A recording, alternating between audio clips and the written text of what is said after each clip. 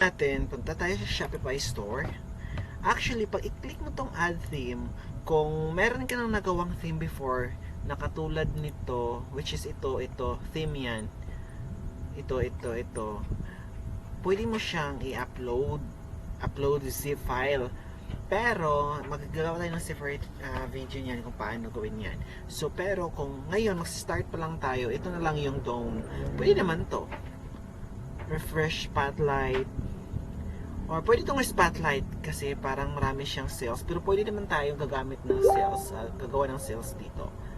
So, ito na lang para mas maganda. O diba, may notify sa Facebook. Yan mo yan. Baka makita nyo. So, in-import natin yon. So, yan. So, yan yung theme. For free siya, diba? So, try theme. I-try natin yan. So, ang mangyayari, actually, matagal to ganito kasi pag kiniklik ko pa, pwede mo naman yung hanapin actually. This is search. Anong pinagsasabi ko? Basta tingnan nyo kung ano yan.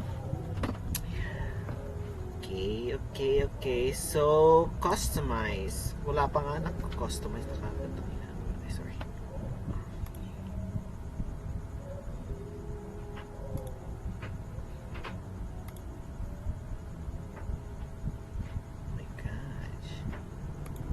So, andito siya. Yan. So, kunwari. Now, yan, ganyan. So, ganito yung ano natin, di ba? Tinitingnan.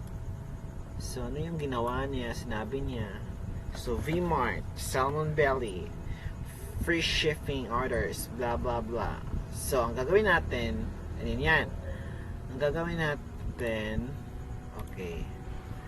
Yan. Punta tayo sa announcement bar. Click natin yan. Tapos, edit natin, or add tayo. Ano natin yung close. O pwede yung patayin. I mean, i-delete. Delete. Tapos, mag-add tayo ng announcement. Click lang natin yan. Tapos, ano yung sinabi niya? Free shipping in orders over 50 pounds. Actually, drama-drama lang yan. Free shipping for all products. Chart. As pwede mo ilagay yung link. Wala pa naman tayong products. Ito lang muna.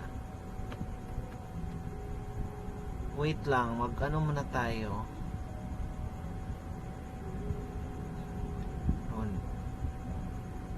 Okay. Pagkatapos niyan, i-add natin yung Salmon Belly na picture. Dinownload ko na yun. Para meron tayong banner. Ito yung banner natin. O yan.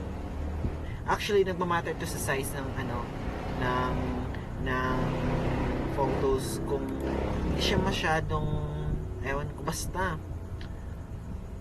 kung blurred siya masyado, edi yan.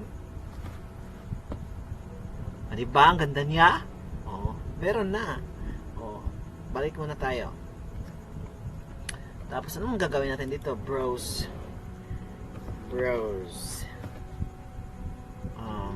Anong lalagay natin? Punta tayo sa ChatGPT. Gawa tayo ng tagline. Write me a taglines marami para maraming pagpipilian for the